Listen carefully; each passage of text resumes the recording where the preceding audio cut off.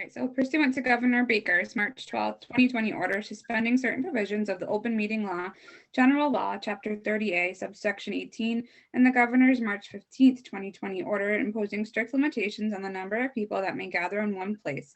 The meeting of the Hubbardston Planning Board will be conducted via remote participation to the greatest extent possible.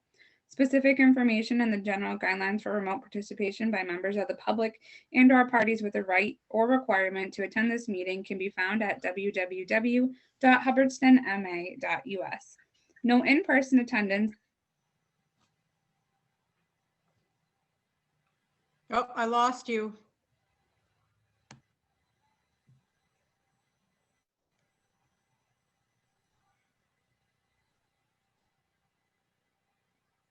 Transcript or other comprehensive records of proceeding as soon as possible after the meeting. Thank you. It cut out for the second for me, but did everybody else get that? Okay.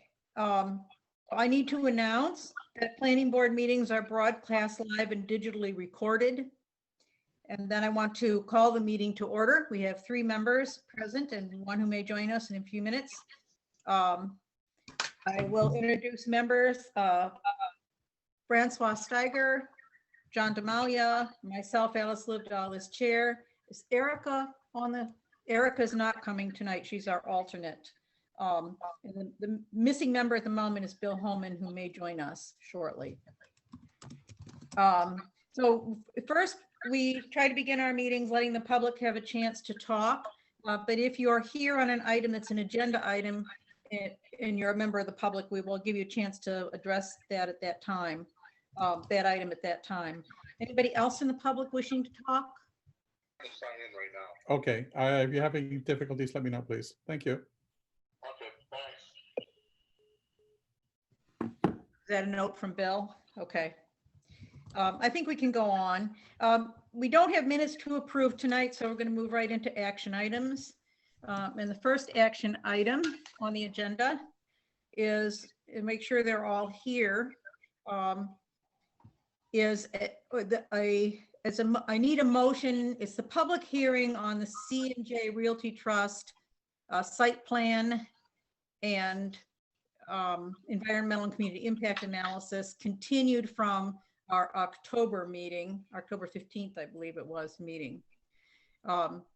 And so I need a motion to enter that continuation of the public hearing, which was adjourned to tonight, and to then return to our regular meeting. So someone want to make that motion?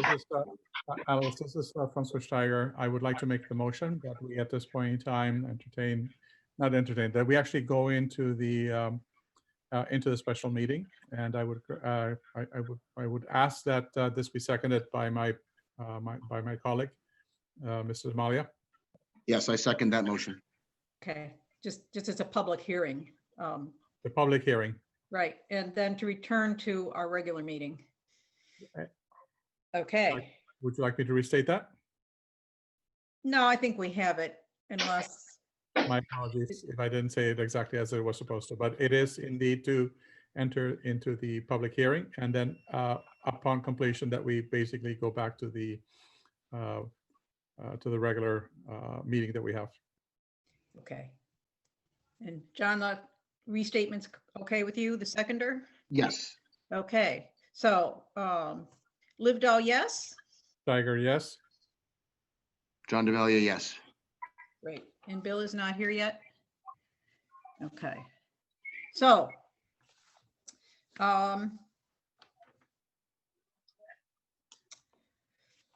just as a way of background to whoever, short background to whoever is here from the public, this matter involves the proposed construction of a storage locker facility on, I believe it's a little over 5-acre parcel of land on Gardner Road, which is in the commercial district.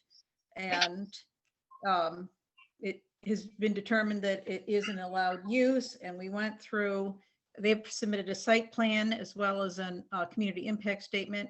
And last week we went through quite a number of the issues raised by that. It's a novel use in town. And now tonight, we've had a number of other submissions. So you should have gotten in your email a stormwater report that was sent on November 2nd, and then a very extensive email, I think also sent on November 2nd, with 14 attachments that included photos of the units, a multi-page proposed site plan that contained topographical data, building footprints, roads, drainage, truck turnarounds as an insert, details on drainage in particular, and also some of the revisions that we talked about last time. You also should have received a letter from DC Engineering, a 2-page letter, which included the tenant rules and signage, some statements about signage, and a 5th attachment was which was the actual lease agreement they intend to use, and a 6th attachment, which was a lighting study. And these are very difficult to read the plans. But anyway, you should have received them because the electronic version is so small. We also are, Mr. Bill Murray from Places Associates did send to Mr. Curtis, the petitioner here, a list of the issues that we were looking to have resolved tonight, which included tenant rules, signage, lighting, paved service, parking,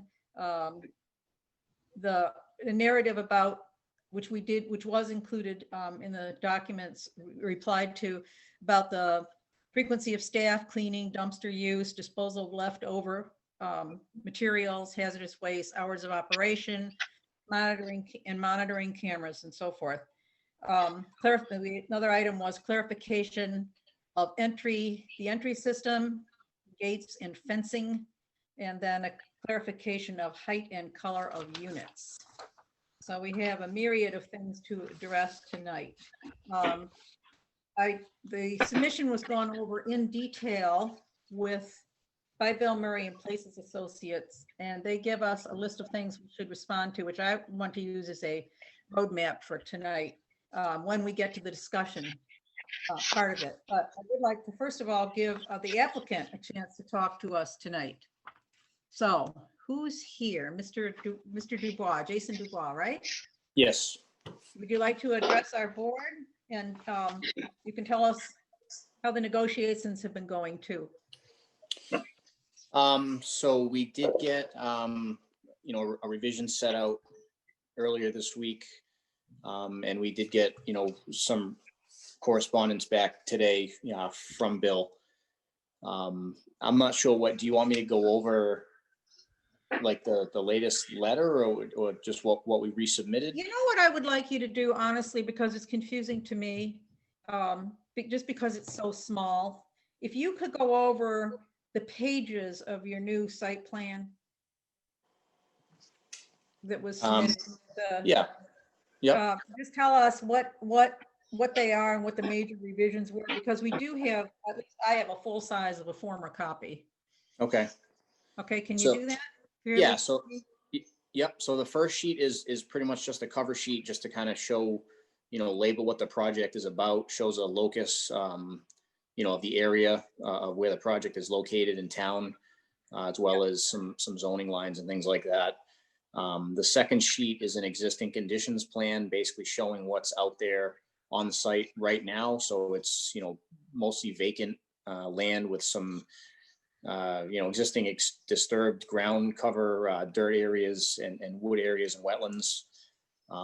Then you get into the third sheet, which is more of the design. It shows the layout plan of all the storage individual buildings with the access driveway, drainage, grading, the drainage swales and things like that. You want me to just go through each sheet first? Or do you want me to detail? We'll go through the whole list. That is the list. What was it, 5 sheets? I have it listed somewhere. It might be like 7. So I know there were detail sheets. Yeah, the details of the last two. So the next plan would be sheet number 4. Yep. That's the landscaping plan that shows the proposed plantings along the southerly side and also the westerly side adjacent to Gardner Road. Uh-huh. Sheet number 5 is the erosion control plan, just showing a lot of notes about erosion control and how to mitigate that during construction. And then the next 2 sheets are the actual construction details that have the details of the various items, like the sign and the pavement, the shrubs, guardrail, detention basin, things like that. Okay. So for our, I guess, major changes we made from the last one was parking. We did add 4 spaces as you enter the site. You pass through the gate, and to the right-hand side of that, we did add 4 proposed parking spaces. Yeah. And we still have the 2 additional spaces in the back of the site, adjacent to the back row of storage units. And I guess the biggest revision that we did was with the drainage. We did add some additional pipes in the swales. We added some more outlet pipes in the detention basin to kind of divert the flow to multiple areas instead of just having to come out of a single pipe. And we did change the modeling. I won't really get into that with the overall property on how the catch basins along the street are functioning. And I know that Mr. Curtis did, that letter portion that he had written had all his tenant agreement, lighting. He had a contract in there that is given to the tenants. I think that was, that was about it. I know there are still some drainage, comments that I think we can work through. I can give, Pat Burke a call from Bill's office, and I feel that we can just, work through those final items. Okay. So then, Bill, you got his response that came in today. I don't know how many other people have had a chance to read it thoroughly, but we had to rely on him to kind of review this for us because it's so small. It's very difficult. So did you get that response? Because he asked us some questions. Let's see if I actually can let Bill address them. I think that's a good start to say where we were. And he raises some questions. Bill, would you like to walk through this, or would you like your letter? Whatever you'd like. I mean, the first page is just what we reviewed. And we've culled this document down, so it's really only the outstanding items are sort of listed. It was a lot of information to review in a short amount of time. So I'll just go briefly through. We got the tenant rules, and they seem to make sense. We're a little concerned that it doesn't address the creation of noise, because we are somewhat in a neighborhood to the rear of the site. In conversations with the building inspector, he said that if the motor vehicles are stored in ATVs, motorcycles, cars are stored in the units, then they're going to need a floor drain system according to the plumbing code. So he would like us to make a condition of approval that they not be allowed unless modifications are made to the units. Okay. We'll come back. You go on and I'll write my questions down. Sorry. No, that's fine. Whatever you want. Okay. The sign, we do have a detail of the sign. It's fairly generic, doesn't really show colors and lighting, but the sign will be required to conform to the new sign bylaw, and that's the building inspector's responsibility, but it's included in the package. We got a narrative on the lighting. So they're going to have dusk to dawn lighting at the front gate, and they're proposing dusk to dawn lighting at the back parking lots, which are in the way back. Everywhere else, the lighting is motion sensor activated, according to the narrative. And we think that the back lighting, the parking spaces at the way back of the site should be motion sensor activated too and not be lit 24/7 or dusted on. So that's pretty straightforward. They've given a detail. The building inspector required that the surface be paved, not be gravel or any other surface. They do have additional parking spaces to the front, which were discussed the last time, and they've got handicap designated spaces to the rear. We think that the handicap designation should go away. The handicap code requires you provide handicap space when you have 15 or more, and they also require that they be the closest to the functional part of the project. That's why handicap spaces are always closest to the front door. I think we should just ask them to make them standard spaces to the rear. They don't have 15 spaces, so they really don't need a handicap, and just make them standard spaces, and then the lighting will go on when somebody parks there. They've got a description of their operations. I don't know if you really want me to go through it. They talk about the self-service. It's an electronic gate. Tenants will have their own keys. Hours of operation may be something you want to discuss. It's 5 a.m. to 11 p.m. daily. A company representative performs on-site daily visits. The dumpster is on-site, but it's restricted to the company use. It's not for the tenant use. They'll have 7 monitoring cameras on site, and hazardous waste storage and disposal are part of the tenant lease agreement. The gate will be electronic with access via a keypad. There will be fencing across the front of the site from the tree line to the corner of the first building. The fence will be 6 feet tall, chain link with slats. The only additional comment here is we need to know how the fire department will get in. Will they have a key code, or is there a knock box, or how does that work? And they've given clarification of the height of the units. Buildings are 12 to 14 feet, 1 story, with a maximum height of 20 feet. There'll be 2-tone tan. Picture was provided. Do you want me to continue on the plan review items? They're pretty straightforward. I think the easiest way for me to talk about. Sure. Well, the easiest way for me to talk about is they've addressed virtually all of our comments, and the only substantial outstanding item is drainage. And as Jay referred, we think it's going to need rework, but we've looked at it and we've kind of run it through our system, and we think that there is a way that we can make the drainage work and describe what's truly going to happen out there. So our conclusion is that barring all these other items that you may want more details on, we can do that outside of the public hearing and just work with their engineer to make sure what we're asking for and looking for is addressed, and we believe it can be. But if the board thinks that there are still some items, maybe as a result of tonight, that need to be addressed, then you should probably keep the public hearing open.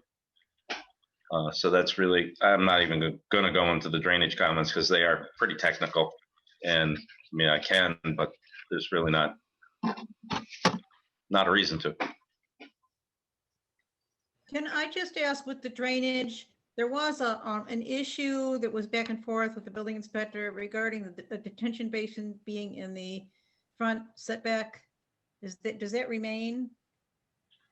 Well, it is still in the front setback, but the building inspector said that it was not a utility, and he said it was allowed to be there. Okay, and so visibility wise, what does that look like? Is it how far above the grade I'm sorry, level? say that again? What visibility for when you drive by down Gardner Road? How high above It's the the first ground? first thing you'll see. Okay, coming Jay, out from town. 4 yeah. feet. 4 feet. Yeah, it's about a 3 to 4 foot depression area. But I mean, again, we do have a lot of shrubbery and trees that we tried to plant between the basin and the road. The only area we really left out was where the, kind of the riprap stone is going, where the outlet pipes are going. But we tried to block it as good as we could with the shrubbery. And the only reason why it's there is because it's the lowest point of the site and it's where all the water is flowing to. Gonna pull it. Okay, so I have my own little list of things, but if we, board members, if we go back with Bill's letter and we start with his comments, going one after the next, and discussing those points. I think that's a reasonable way to proceed. Anybody object to that? Okay, so let's doing that. Let's start with the tenant rules. There were a copy of the tenant rules. I'm a little confused is if you have this, I'll kick it off with my question. If you have a vehicle that you drain the gas from, can you store it? Or somebody told me people store vehicles and lawnmowers and stuff, but you have to drain, or they just wouldn't be allowed to be stored. I just need clarity on that. So Mr. Curtis said that at the last meeting, that power equipment needs to be drained, but the building inspector was crystal clear to me. If there's a vehicle in a unit, it needs floor drains. And since they don't have floor drains, that would be a violation of the building code, plumbing code, and he would not allow it. Okay, so one of the conditions of Excuse our me. approval would Can I- be no vehicles, basically. Okay, can I talk? Sure. Okay. I don't think there's a storage facility out there that doesn't actually allow cars. The way the standard procedure is that when someone brings one in, we verify two things. It's got to be registered and insured. It's got to be completely drained. And it has to have a mat and a drip pan underneath it. And, you know, it's pretty much standard procedure with all storage facilities. You know, whether it's the cube spot up in Gardner or the Extra Space or wherever it may be. Those are the rules, those are the guidelines, and that's how our insurance company dictates it to us. First of all, they got to be a registered vehicle. It's got to be insured. It has to have a drip pan underneath it with a material, the cloth there. And we have to actually confirm that it's the tank, the car's empty. We don't get many of them, but it's, it is part of the business. You are our first storage unit in town, so we're all learning, but Sure. Bill, do you have a rebuttal to that? I Is it just, something we could talk to Roland about if it was standard or? yep, we'd have to get clarification from Roland.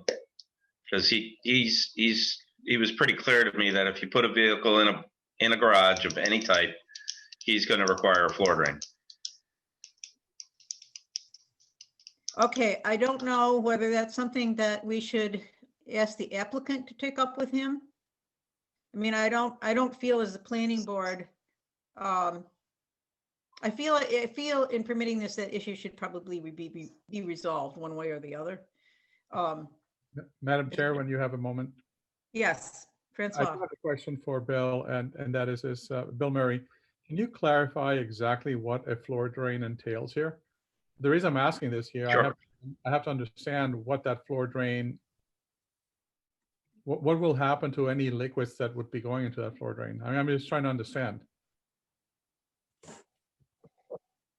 Sure, we do commercial garages and things like that all the time. This is considered storage commercial.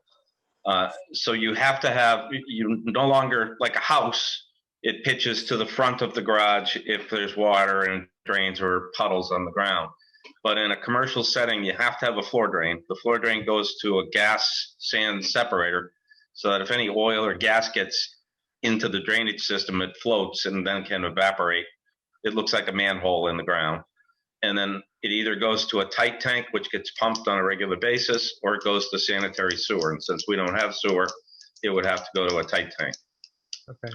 The gas sand separator makes sure that things that are flammable or sediment doesn't get into the tank, and it's mostly just oily, dirty water.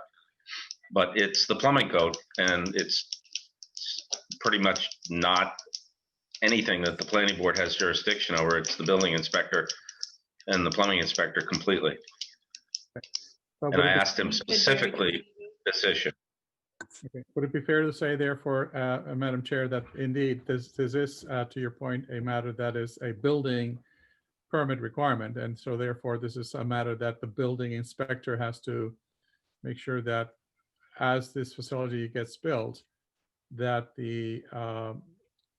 that such requirements be very clearly stated, and that in this particular case, that the applicant has to abide by the regulations that have been set by the building inspector.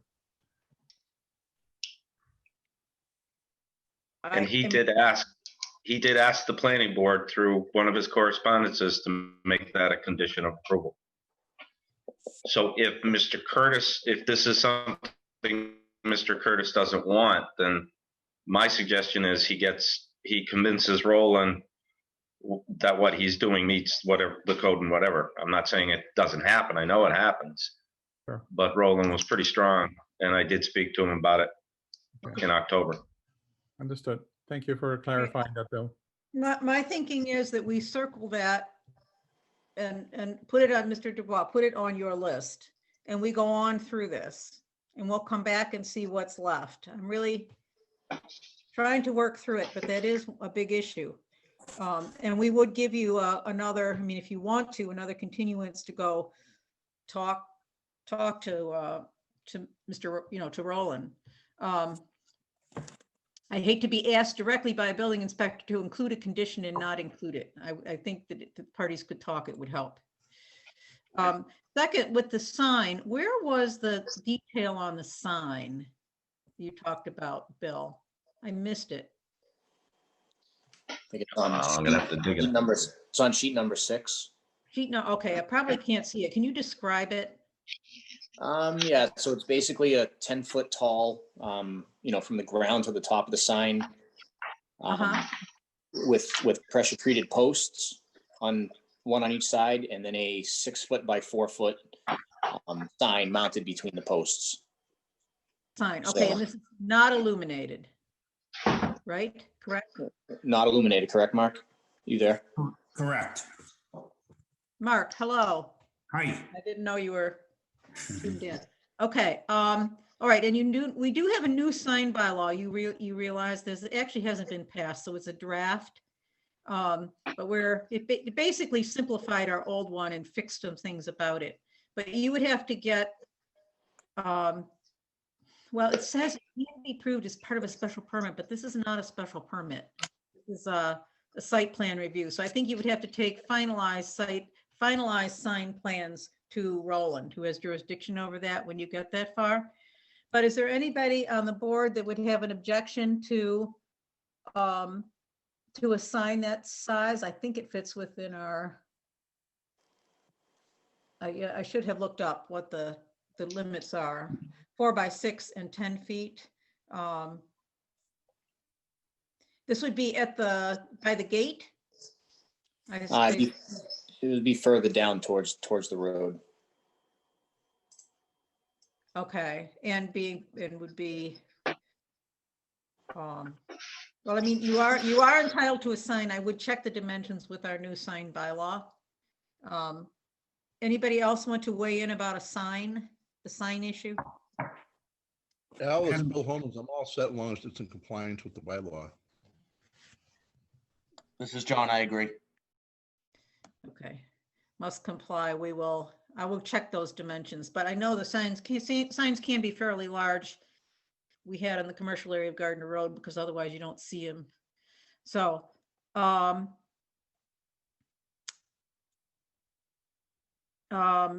lighting, site lighting, and Bill's, and this, I think this is very good, that we're going to protect our dark skies basically by having them solar activated. But you're talking about parking lot lights here is the one. So the signs on the side of the units, are they also going to be motion activated? Yeah, so we proposed that the one light that is shining over the 4 parking spaces at the entrance be dusk to dawn. Yes. And also the ones in the back by the parking. And as Bill recommended, we have no issues making the back ones also motion activated instead of dusk to dawn. That would be good because there is a neighborhood back there. Yep. So I think that would be sensible. Anybody else have, and Bill, you looked at the rest of the, I mean, there was this issue of how bright the lights would be on the units. Of course, it's like drainage, you know, it's something that lame people don't know a lot about. But the lighting, the motion activated lighting is downlit and at a reasonable level. So it won't have a. What's won't be known like as a parking full lot. cutoff. Hmm? So it's full cutoff, so you can't, if you're standing a little bit distance away, you can't see the actual light bulb. It's shielded, so it throws the light down. It is still a pretty bright white light. I don't think that they specified it kind of a warmer light. So when the LEDs first came out, they're very white, bright light. That's kind of what the color is that they're proposing here. Okay. Is there a less white option that's not a great deal more expensive that could be, it would be better? Well, you can get now with LEDs, you can get it more the warm light as opposed to the sunlight or the bright light. They're security lights and they turn on so people can load and unload, and all of the lights except the ones in the back, except the ones in the front, will be motion sensor activated. So if I were in there, I'd want a nice bright light to be able to move if the hours of operation are 11 o'clock at night. Well, I don't know. We'll talk about the 11, but all right. So you don't think it's you think it's a reasonable lighting solution here? I know the town light. I think, have you? The brightness, it's something we can, we can all live with. Have you been to the Hubbardston Plaza? Yes. They have fairly new lights, post lights, parking lights. Yep. That's what it will be like. Okay. Any other lighting questions from board members? I do have one, Madam Chair. Francois? Bill and Mr. Dubois, maybe you have those specifications. What is the range of the distance by which these motion lights get activated? That I do not have an answer for. Mark, do you know that answer? I know the electrical company is the one that came up with this plan. Yeah. Usually within like 10 feet, they kick on. The reason I'm asking is specifically with regards to areas where there is parking. From a security perspective, I think that is an important element, as well as people are driving, because we do have daylight savings time or standard time. I mean, there are different times of the days when at 5 o'clock or it's 6 o'clock, where you may potentially have business still, people coming in and coming out, and it being dark. From a safety requirement perspective, I would like to make sure that we do entertain the fact that there has to be motion lights, but these motion lights be sufficient so that they are indeed activated at a sufficient distance, primarily again from a security perspective, because it's not just people who are walking, but it's vehicles who are going in those same areas while this is happening. And then also from a security perspective in the parking area, as people are approaching their vehicles or exiting the vehicles, having good visibility is an important element. I think to add to that is we probably should know what the timeline is. So the sensor kicks on, is it a half an hour or is it 10 minutes before it says time off? Correct. And that's an important point. Bill, I know that you have mentioned also the fact that you would recommend that the parking lights be a motion sensor. Is there a particular reason for that, especially for the ones in the back? And I'm looking at it from a security perspective. Yeah, just the ones in the back, because the ones in the back are closest to the abutters, and the one that's going to be on dusk to dawn is the one that's out front by the gate and the front parking.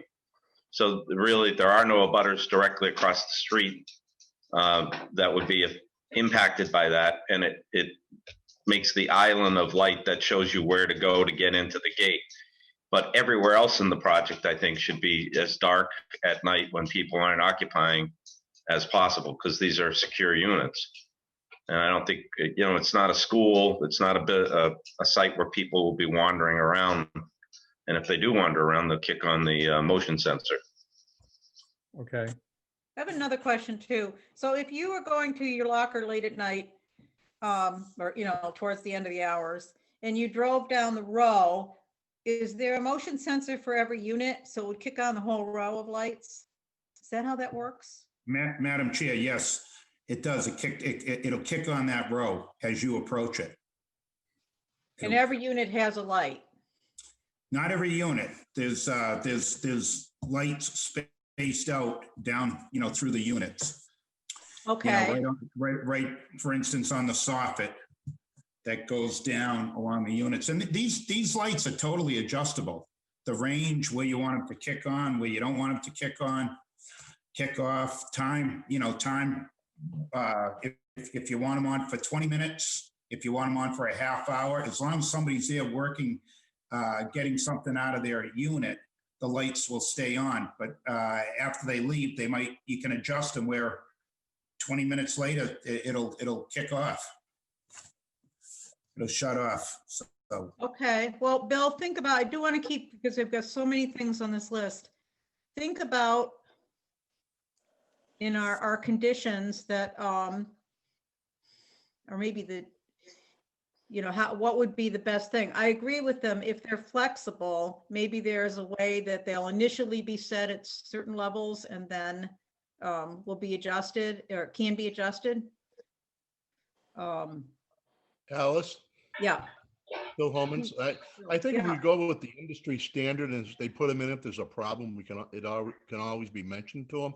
Most of these are put in by the electricians on the contract, and they go by the basics, and when they come on, they come on. When they go off, they go off. If it bothers somebody, I think that's something that could probably be quickly remedied. And I agree with what Francois said. You want to make sure they work for the folks when they get there and leave, but I think this is okay. Okay. Is there an industry standard we can cite? Do you know, for storage units? Oh, I think an industry standard for motion detectors in the commercial area. They come on when you pull in, they go off when you leave, and the motion stops. I think we're really overthinking this. Okay. All right, let's move on to the next. Is there any question about the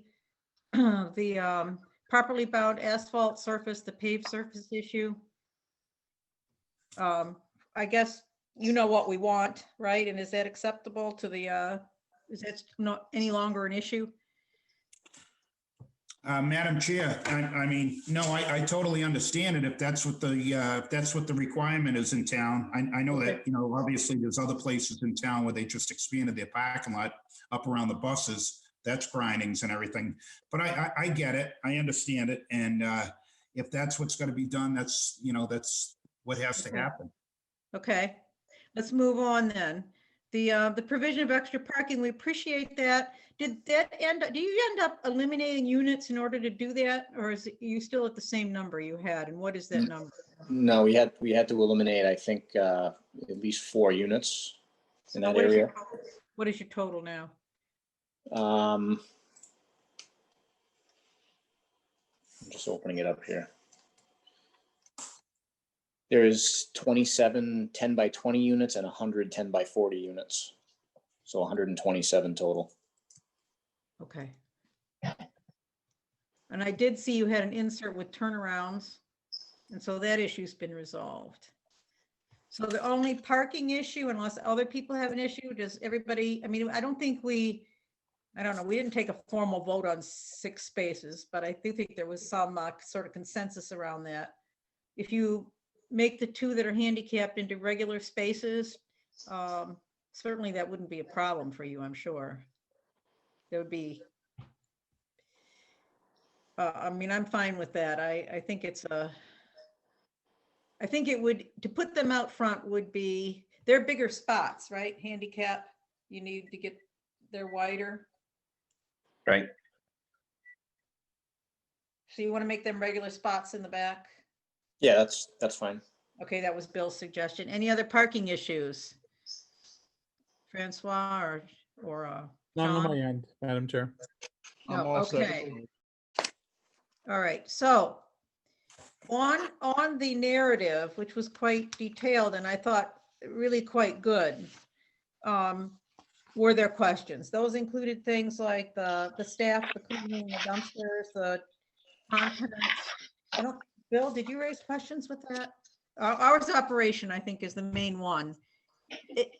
11 o'clock seems like 5 to 11. I mean, I understand that people may want to get things before work or after work. But if you're living in that neighborhood, I'm not sure you want a lot of people going in that last row that late at night. Any other thoughts from my board members? Francois?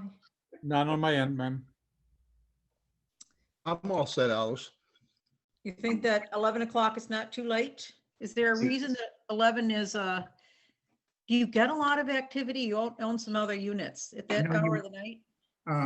Madam Chair, Yeah. no, you really don't. Believe it or not, the likelihood of seeing someone be very slim. But if they ever had to access something, at least they can enter, to get something out of there. It's the type of business you might see a few cars there on a busy Saturday, and that's about it. I was trying to find the hours in town, and we looked and looked and looked. I couldn't find it, so all I did is kind of copy somewhat what was going on down at where Ken's used to be, the gas station. I guess it's Mr. Mike's now. Yeah, I can understand the gas station being that late, especially where there are no other close gas stations and you're driving through. My thinking is you get the family together and they say, okay, well, the only time we can get all the contents out of the storage locker is 10 o'clock at night, and it's the back one by the neighborhood. You're going to get calls to the chief and. Yeah, but that should be pretty rare, Alice, and it would be a one-time thing. I don't think that the 11 o'clock is unreasonable. Correct. And if I may, I can just cite examples where if, say, for example, you happen to have a piece of equipment or something that you need, say, for example, you have a toolbox and you suddenly have a leak or whatever in your house and you need to get a hand in it. It certainly is. It certainly, I can see potential situations like that happening. And restricting somebody from being able to access these types of materials that they potentially have in storage, in my opinion, is certainly something that we need to provide reasonable time. And Okay. also, Alice, Bill Holman's, if there's a problem, they'd always call the police station and make a complaint. It's something we could deal with also. Okay, all right. So are there other questions regarding this whole set of operation procedures and hours? Bill, do you think we've overlooked anything we should be addressing? I thought it was actually well. Well, written. do you want in any issued permit a clause to allow revisiting the lighting, the hours of operation? I'm sorry.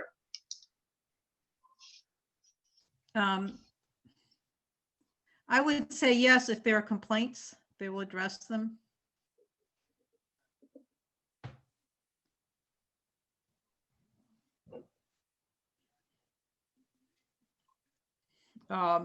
Okay, well, let's move on then to the clarification of the entry system. And this also includes a number of issues, guys. It's so it's electronic access with the keypad. I get that. The fencing issue. I have a question about the fencing. Personally, I'm not a huge fan of fencing with slats because I think it's highly visible. And I'm wondering if the pros and cons of just black fencing that is invisible among the landscaping wouldn't be a better idea, but I'm listening to other people's ideas on that. Starting with maybe Bill Murray. Is there some reason why you have chain link with slats? Slats means the weaving woven into the chain link fence, right? They always Yeah. tend to Right, be so you red or can't- broken. I don't know. What? You can't see, you really can't see through it, which is, if somebody's starting to park cars or something on the edge, then you can't see what's going on interior. Pros and cons in both directions. I think they could plant in front of it and you really wouldn't see it either. So I think it's more an aesthetic than it is anything else. Can I weigh in, Madam Chair? Yes.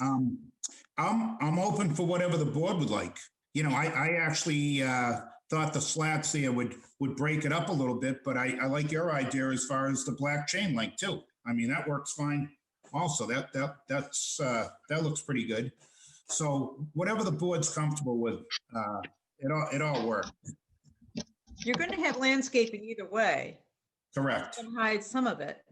I'm willing to listen to what other people say, but the buildings are fairly low. The fence is 6 feet high, which is a good sized fence.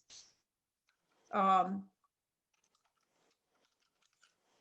don't know. I'm interested in what other people have. I'm not a big fan of the woven slats and fencing because they're hard to, they always seem to be broken up. There's a fairly good maintenance element in keeping them.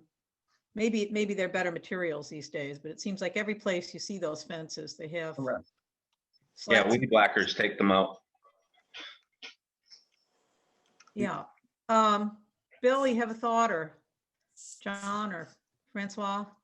Well, Alice, I agree. We want it to look aesthetically nice, just like we did with the solar fields, so it doesn't stand out.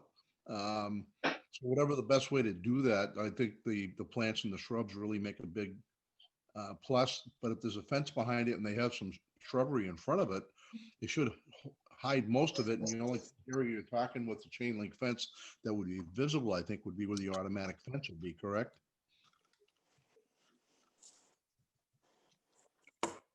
I would think. So you think the only place we'd be talking about where the fence would be, or you wouldn't like, would be where the access gate fence would be? Yeah, I don't know. I mean, it's going to take a while for the landscaping to grow too, even though you've specified pretty good sized trees. So I guess it's just I'm just trying to get a nice aesthetic driving down Gardner Road, the least.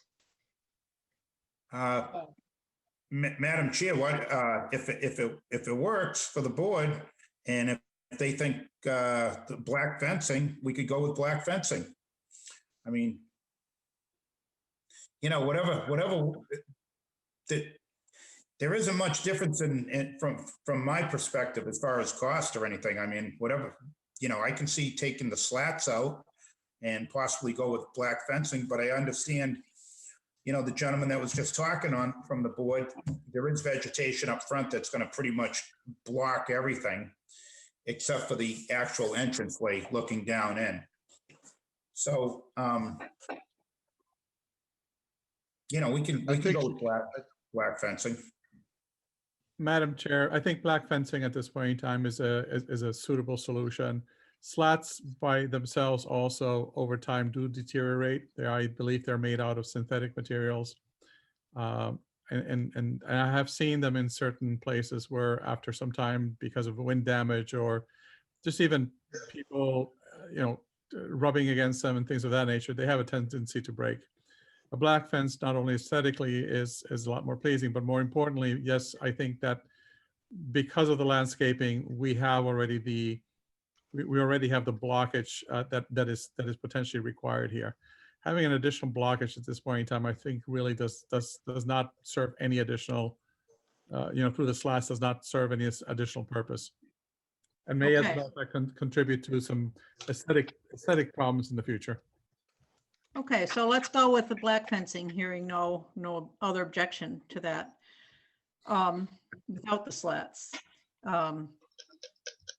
The height and color of the units, we have two-tone tan, and we did see pictures that were provided among the attachments. The doors on the front, the first unit that's on the road face the road, correct? So all of the doors are on the front of the units. They don't have let me ask this actually to Jason.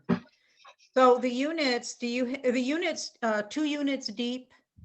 I mean, they're on both sides? Or are they just 1 unit deep? No, they're only 1 unit deep. Okay, so then do they all face Gardner Road? The door is actually, the front row, the doors would face the opposite side, so they don't face Gardner Road. Okay, so the backs face Gardner Road? Yes, yep. Yeah. Okay, so then that would be good, because most of the parking then is gonna be on the other side, all of it, right? Correct. Can I weigh in on Barrier that, Jason? Yep. Excuse me, Madam Chair, these units here have actual doors on both sides.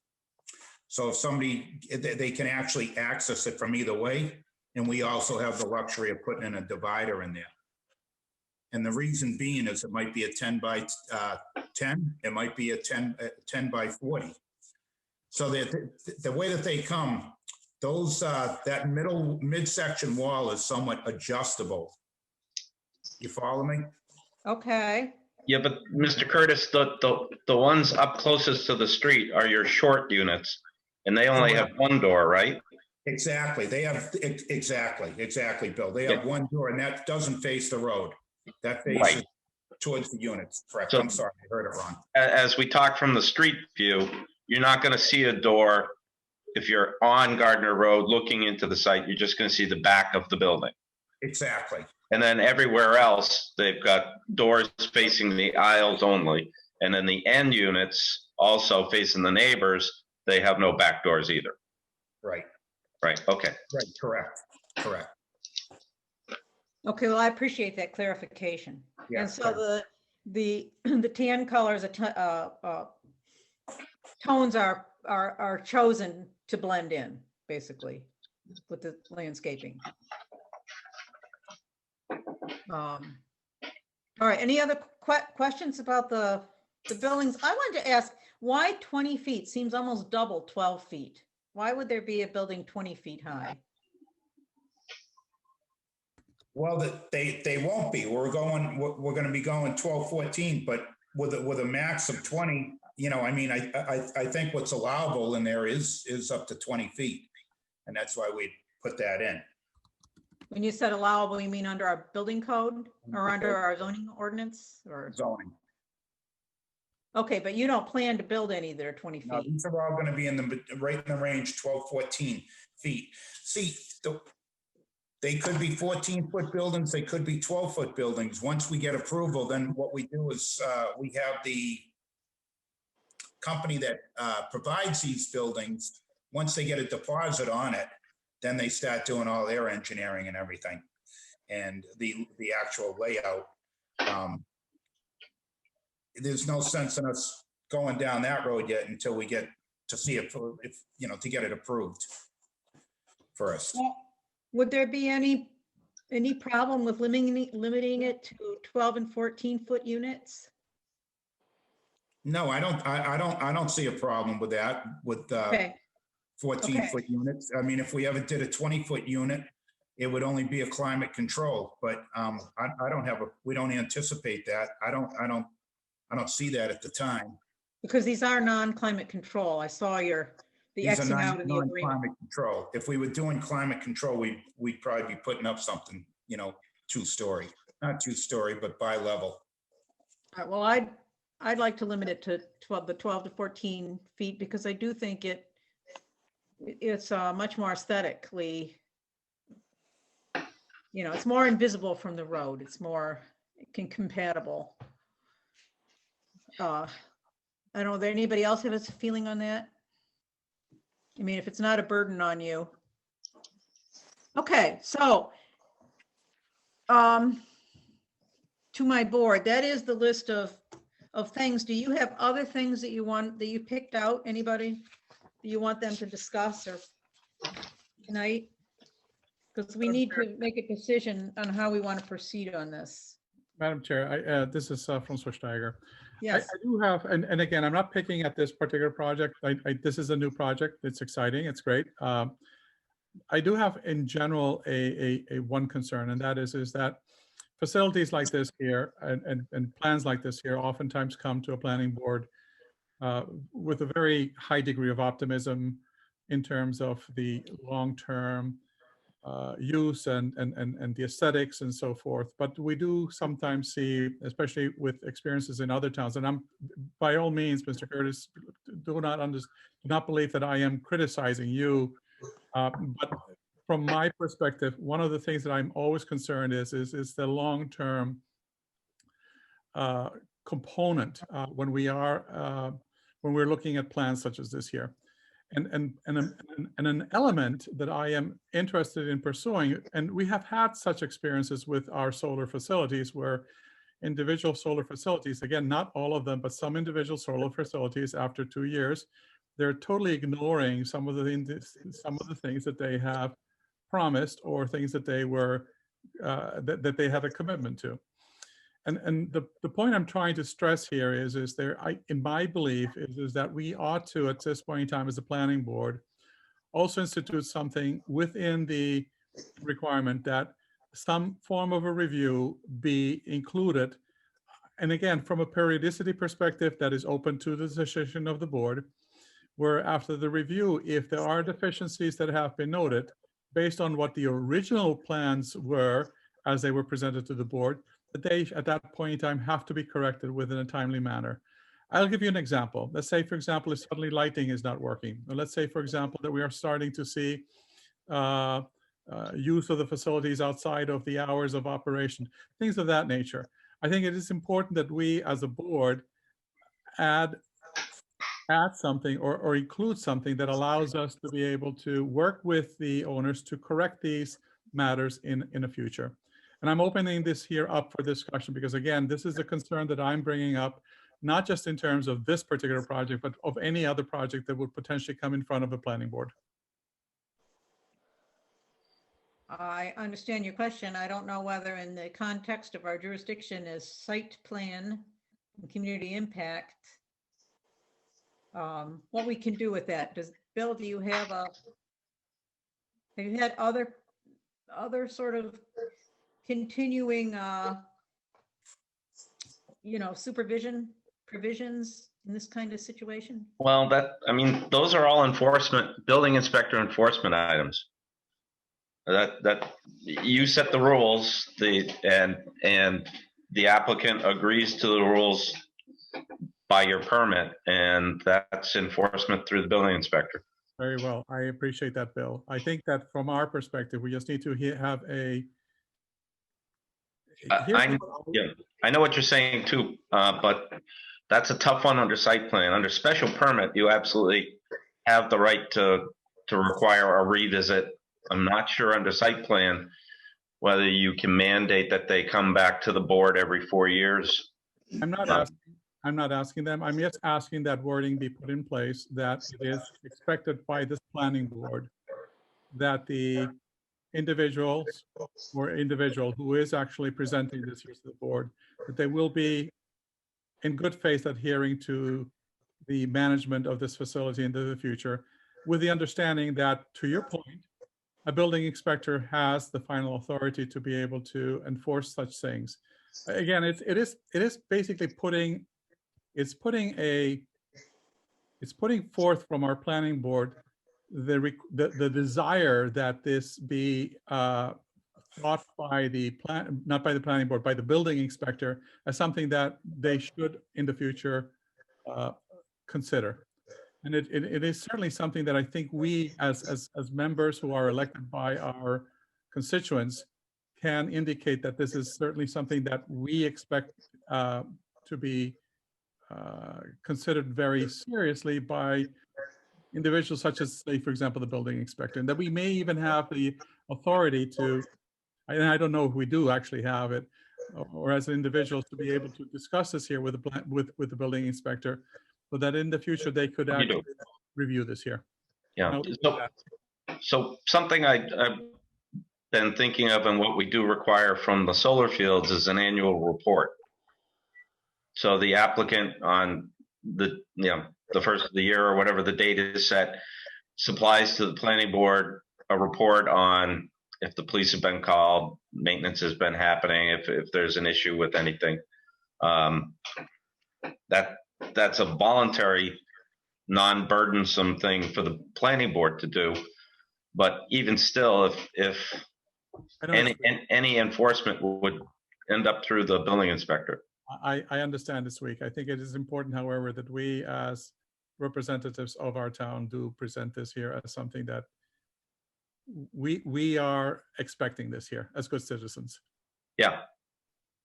And Mr. Curtis, again, I do not want you to have the impression that I am against this project. I'm just simply stating this here as a general component of any good relationship that a business should have with the town that they're working with. I totally agree. And it's to our best interest to run this as professional as we possibly can, keep it clean, keep it tidy, because we won't have customers. It's as simple as that. If it's, if this isn't run in a very tidy operation and a professional operation, they just move on. You won't keep good customers. So it's to our best interest to make sure that the place is picked up, make sure that that it's monitored, that we kind of monitor, we keep a close eye on it. Thank you, sir. Thank you. So, Mr. Steiger, I guess what I will do is I will reach out to some of the planners that I work with in other communities in Massachusetts and pose that question to them, because I'm not really sure what the right answer is. I know that site plan review allows you to review the proposed use to ensure that we minimize impacts on the neighborhood, but it isn't allowed use, and you can't deny the use. And to what degree it can be regulated, I'm not sure. I understand whatever feedback you can provide us with. It would be greatly appreciated. Thank you. Okay. Okay, so I just a piece of this that maybe hasn't gotten as much attention as it should have is that there was an environmental impact, environmental review, an impact statement that was filed. I did read it. I think Hem made a lot of good points. It's a business that is pretty compatible with the neighborhood behind it. It doesn't generate a great deal of traffic. It doesn't need a lot of tax revenue. All the streets are private and so on that are within it. But if there anybody else that had questions with respect to that part of this submittal? Okay, if there weren't, Alice, go home, so I'm all set. Yep, okay. John, I mean, it's been a while, so. No, All right. I'm all set. We do have people that have been sitting on our agenda, so we need to decide what we're going to do at this point. We could, Bill Murray has offered to, he's been taking notes, and he's offered to prepare a draft opinion for our consideration with these points. So we could, but we still have some drainage issues that need to be worked out. So so Bill, you want to explain our choices here according to your letter? Well, you have a lot of choices, but the revisions to the technical part of the plan, not including the drainage, are pretty small. The drainage, my engineer has gone through it and he understands what the analysis is, but the analysis hasn't been done correctly. So we can't guarantee to you that it's going to work as designed, but we do think it can be made to work as intended and designed with a cooperation with the design engineer, which we're willing to do. So assuming that that's okay with the board and that happens in the background, you could potentially, because you're not going to receive new information, you could potentially close the public hearing, and any decision would be dependent upon the applicant's engineer working the details of the drainage out. As you can see from my review letter, they're pretty technical items. You could close the hearing. We could start the process of drafting a permit and simultaneously get the minor plan revisions done and make sure that the drainage works. Or if there is concern from the general public, if anybody is concerned about that, then you should continue the public hearing and all of the revisions and all of the drainage rework would be discussed at the next hearing so that any concerned citizen could have input. So that's really what we're summarizing to you. You could close it if you wanted to, but if you were concerned, if somebody was concerned, then we would recommend you do not. Well, I do have this one issue that is an open issue. I don't know how much they wish to, but we do have the issue of any vehicle storage. Where if you were going to draft this right now, you would have to, I think, forbid the storage of motor vehicles because that's the ruling we've had. So if we continued this till the 19th, which is our next meeting, it would give the petitioners a chance to talk to our building inspector to see if he can change his mind on that, or, oh, I'm sorry. Oh, sorry, I'm very sorry. Thought I had shut down the phones. So I asked that to Jason, or? Madam Chair, I think that this is, as far as the gas separator, that would be something I'd have to work out with the building inspector as far as code. If he requires it, he requires it, and other than, that's probably what we'd have to end up putting in for a couple of units. That's the only thing I can think of. Mr. Curtis, that's a really expensive ad, just so you know. I know it is. Okay. And Well, Roland is, I mean, if you want a chance to talk with him, I don't have any right to waive the building inspector's criteria, right? But if there is a way, I mean, if there is, he's fairly open-minded guy to some things. If there's an argument you can make to him, I'm willing to continue it till the 19th if you want to do that. I'm also willing on the other things to close the hearing, have you come back on the 19th and have a draft if Bill can get to it in 2 weeks and work out the drainage in 2 weeks. And have him present a draft. But we won't take any more, public statements or have any more debate about it aside from just, working on that draft. What's your preference? I would like to just move forward, get it closed out, and then have my engineer and Bill's engineer work out the finite remaining details, and we take care of these other issues too. Okay, so you understand that he's going to draft an opinion that prohibits vehicles unless there's a drain. Right. Okay, all right. So to my board now. And we do have to rely on Bill because to some degree, because the scale and the plans, like looking at the actual plannings and stuff is very difficult to see.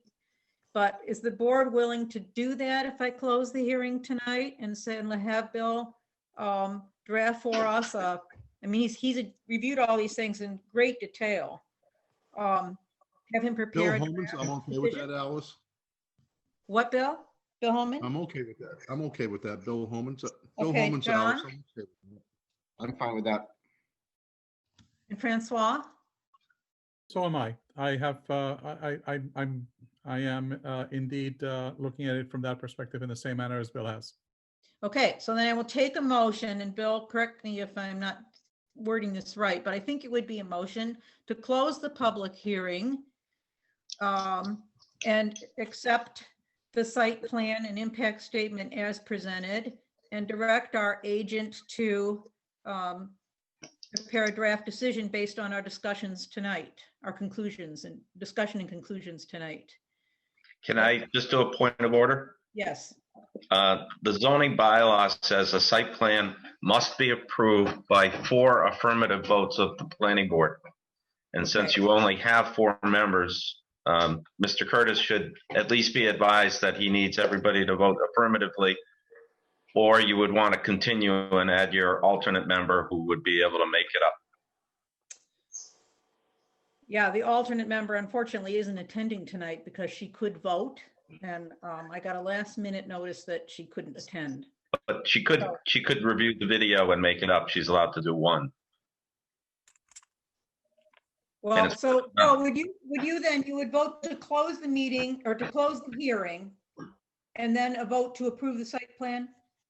Yeah. Okay. Are we ready to proceed tonight? Alice, Bill Holman's, I'm ready to proceed. Counselor Steiger, similarly, has Bill Holman's, yes. Okay. This is John. I'm ready. All right. So I'll take a Alice? motion. Yes? Bill Holman's, I'll make that motion as you worded and Bill modified. Okay, I so don't have we're to- going to do two motions, Bill. One is to close the public hearing. You want That to is make my that? motion, to close the public hearing. I second that motion, Counselor Steiger. Okay, so we've got a motion and a second to close the public hearing. All in favor, Livedall, aye. Steiger, aye. Bill Holman's, aye. John Demalia, aye.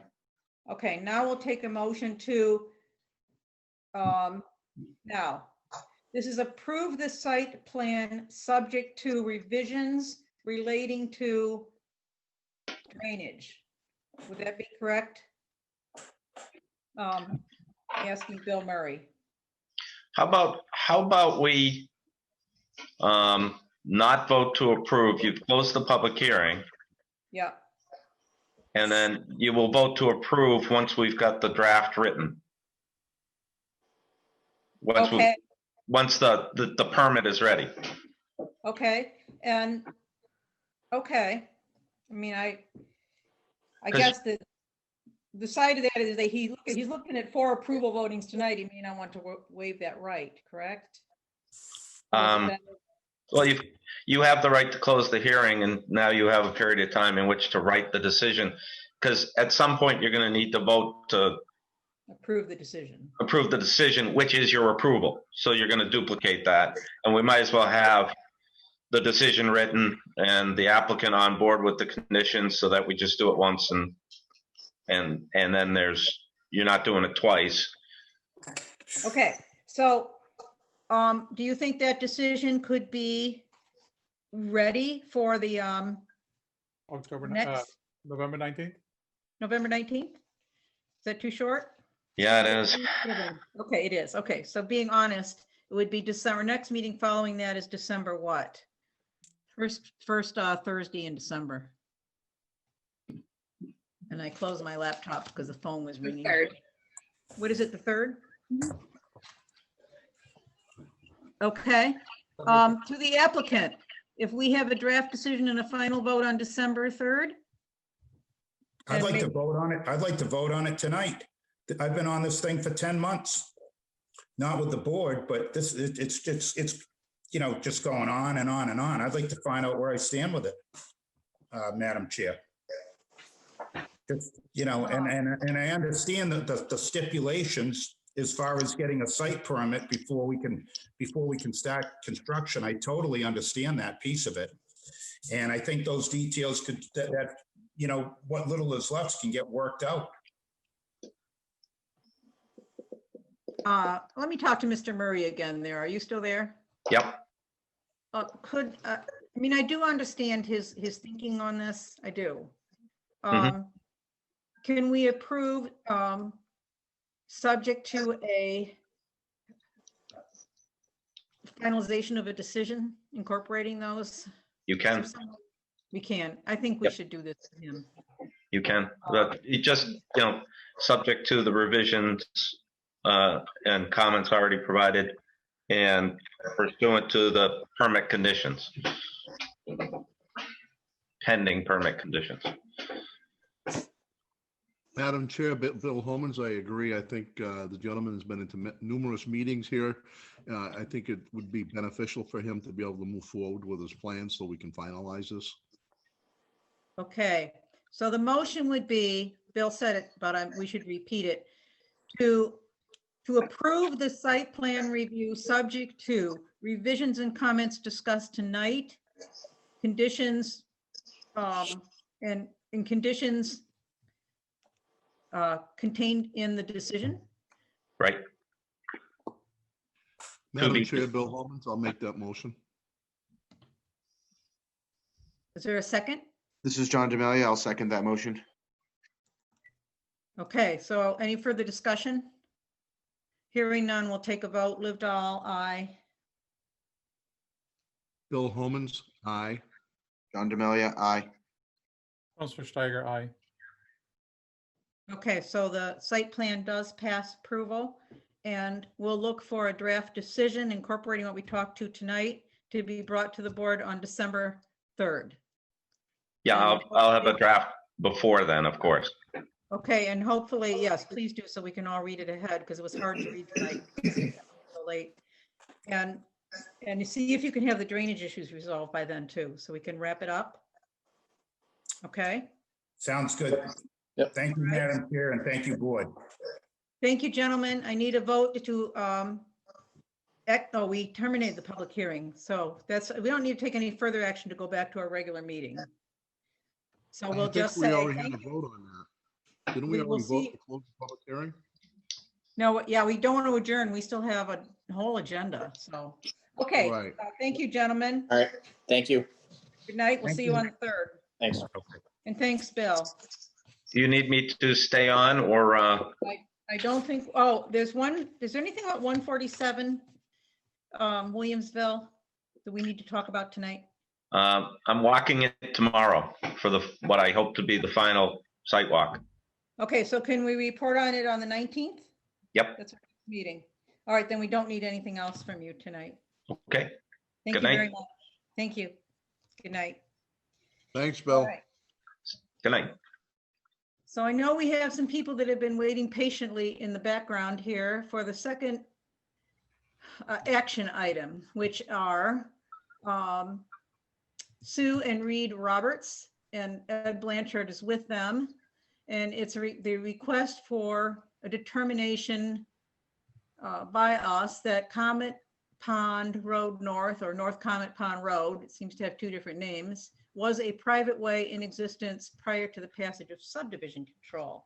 So are they back here with us, Mallory? Everyone's here. Everyone is here. Okay, so in an effort, now I've lost my notes. Can you give me just 1 second here? Yes, in an effort to sort of bring us up to speed on this, because it was here, as everybody may remember, they presented a bunch of documents to us in support of their petition or their question at our meeting on, I believe it was October 1st. Quick summary for everybody is that, so Sue and Reed Roberts, what they're requesting from the planning board is a determination that North Comet Pond Road was a way that was in existence when subdivision control took effect in Hubbardston, and has, in the opinion of the planning board, suitable grades, adequate construction to provide for the needs of vehicular traffic in relationship to the proposed use, and for the installation of municipal services to serve such. And that language comes out of Massachusetts General Laws, Chapter 40, Section 81L. It's one of 3 statutory criteria for a way to be eligible for subdivision through an A&R plan. It has to front on a way, and that is one type of way that is recognized. So that's our issue tonight. They haven't presented an A&R. What they're arguing is they don't want to go through the engineering unless there's a determination that the road was a way in existence and meets those criteria. So what they by background, they own a 17.7 acre parcel of land at the lake end of this way. That property's been in their family for 60 years. It was stated in the materials. They would like to divide it into 2 lots. And they state that under the Cohen bill, which we can go into, but it was basically if your land was within the watershed, within a certain proximity of the watershed, it was a law passed in Massachusetts that you could only divide it once. So this would be their one shot at dividing it. So they want to create 2 lots out of their 17.7 acres and have that frontage be on North Comet Pond Road for both lots. So I've done a little research. I know some of you have too. North Comet Pond Road is one of 4 private ways leading from main roads to Estabumskett Pond. The others are West Comet Pond Road, East Comet Pond Road, and Morrow Lane. The other 3 roads, those other 3 roads are listed as on the non-scenic road list. And they're also listed as private ways. They're on that list. So there's this list, and then there's a list of scenic roads. And those 2 lists seem to be the only official lists of roads in town. So I don't know, Bill Murray, I shouldn't have let him leave. Maybe he has though, but he told me, well, there was an official book of roads, which is supposed to be maintained. And nobody remembers whether it was on that list, but the book that was discarded a number of years ago in error. So anyway, I think that's right, because I've actually gotten questions from the town about what are the official roads, the clerk in town. So, Al, Bill Homans. yeah, Bill? I know with my knowledge of town and Comet Pond and the spirit of the roads on Comet Pond on both sides, I believe this would fit right in with the spirit of those roads, and it's been there way before I was. I believe it was in existence prior to the change of subdivision in the town of Hubbardston, and I'd like to move for a vote. Okay, I'd like to give, I will say this in support, and their supporting messages that they did present a 1956 map, which definitely shows the road, and subdivision control came into being in 1959. So that much I know they've documented. And they say it was been actually in existence since what, 1914? I would like to give, before we move to your vote, well, let's get a second and then we'll get some discussion. Would anybody like to second that motion? Bill? This is John Denalia. I will second the motion. Okay, so as further discussion, I just want to say that Francois and I walked it, and I'd like to give him a chance to give his opinion. Francois? Is he still there? I am. Francois, your microphone's off. I was muted. And yes, Alice, and just to indicate also, yes, I had the opportunity to visit the location, and with Ed Blanchard and yourself, we drove down North Comet Pond Road. We saw not only the existing properties that were there, we saw the demarcation of where the property boundaries are, including the MDC land that was at the very bottom, pretty much adjoining almost their property. I compare that with the other roads that we then visited, which are also in similar fashion around the Comet Pond area. And I would say that this particular road, North Comet Pond Road, is in a physical condition which is either similar or I would say either similar or if not more improved than some of the other roads that we saw during our visit. Very clearly, there's an area that has been cleared for a turnaround which is fairly large, which, as I understand, Mr. Blanchard has indicated, a fire truck can very easily turn around. And there's no reason for me to believe that that's not the case based on just my observations.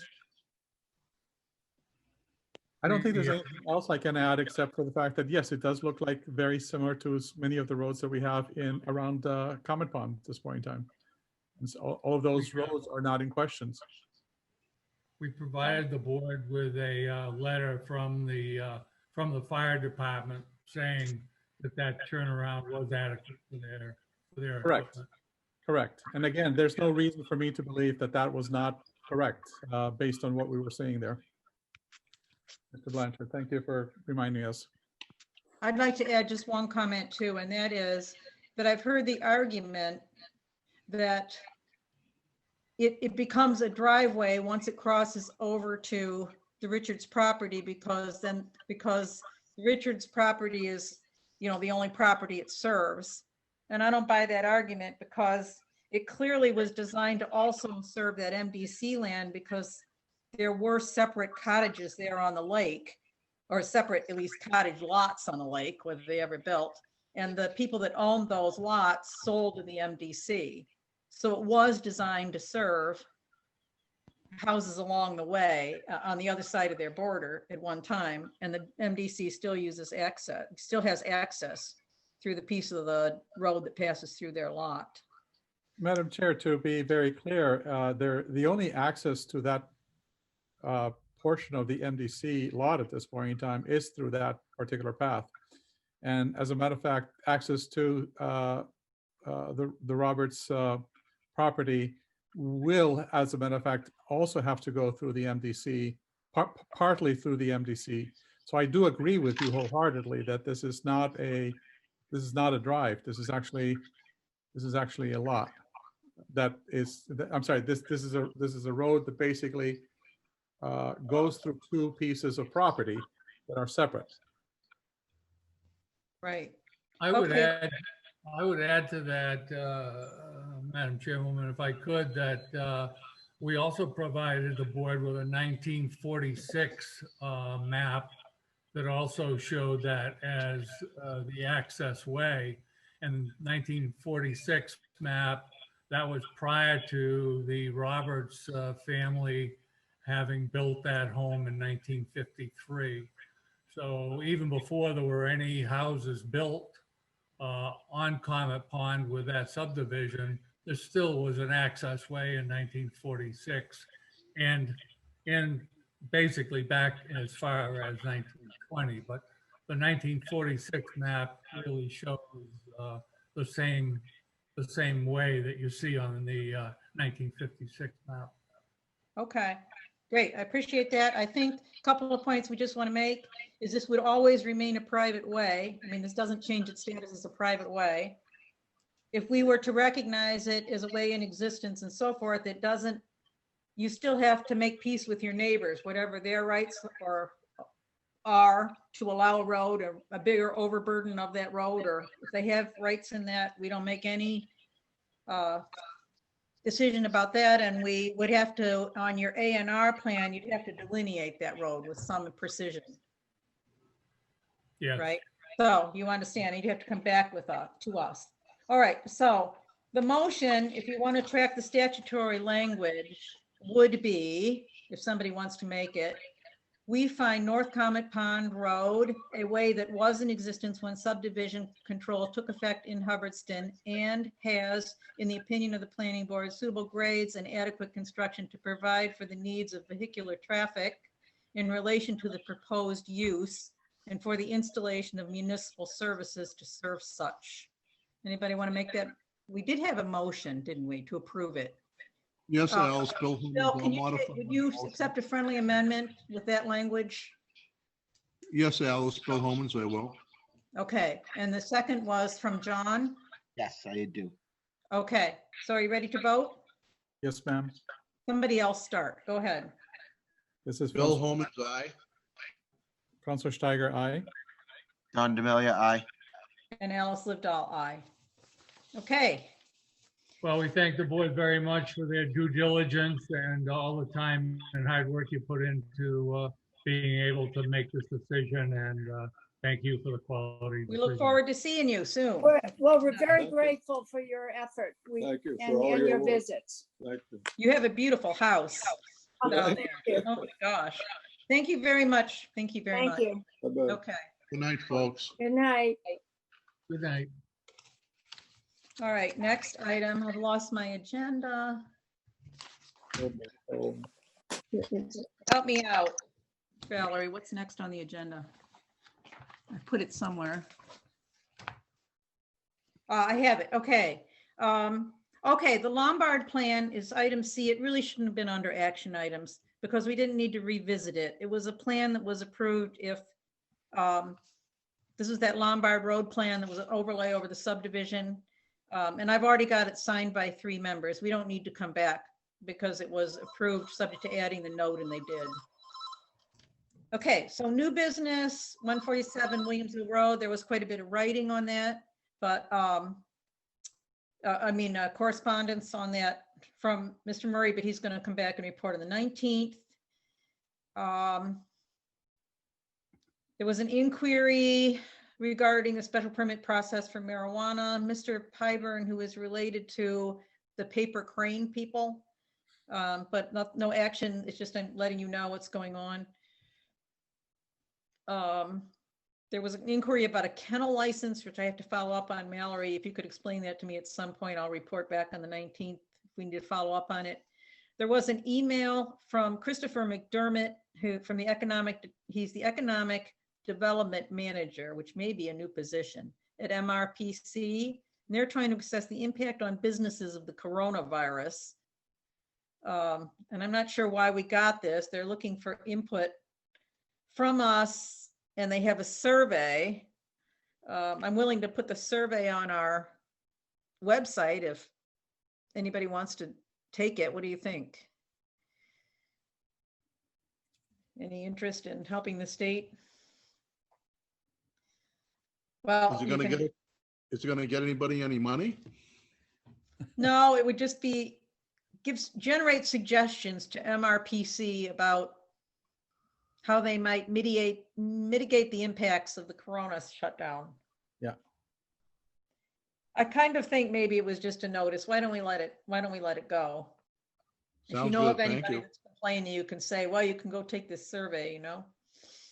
We have really good news, which is we were awarded from MRPC an $18,000 grant for the final chapter, which is the implementation chapter of our master plan. So we're going to get it done. That's a serious chapter because it gathers all the data and all the suggestions and creates an action plan, right? So there'll be more news about that, but I just want to let you know we got the grant for that, which is wonderful. Old business, no updates on anything. I did talk to, under the affordable housing, which is C, I did talk to Carolyn Reed today. They're going to be back in front of us pretty soon with an update. They're actively working on that affordable housing unit. Ryan has requested that they scale down the report or a report on uses for the old gravel pit and the 3 town lots across the road from the gravel pit as possible senior housing sites. I think we have to do that. I did go attend a seminar on senior housing, and I don't know whether, it's a long process, and basically the outfits that build the senior housing expect the land for free and in good condition, which this wouldn't be. So I don't know where it's going, but I'll report back on that. Just everybody knows that Mallory Siemens, our new administrator, our new administrative assistant. Thanks, We love her. Mallory. Thank And you. she was able to straighten out, there was somebody very unhappy that we missed a scenic road application. They had every right to be. We're probably holding up building their house. And she was able to, this is why I thought, because of the way the bylaw read, we wouldn't be able to do it till right before Thanksgiving. But it turns out we have to publish twice, but it can be twice in the same week. So we'll be able to do that at our meeting on the 19th as well. So any more public comments out there? Anybody else out there? Anybody want to make a motion to adjourn? Alice, Bill Holmes, I'll make that motion. This is John D'Amelia. I will second that motion.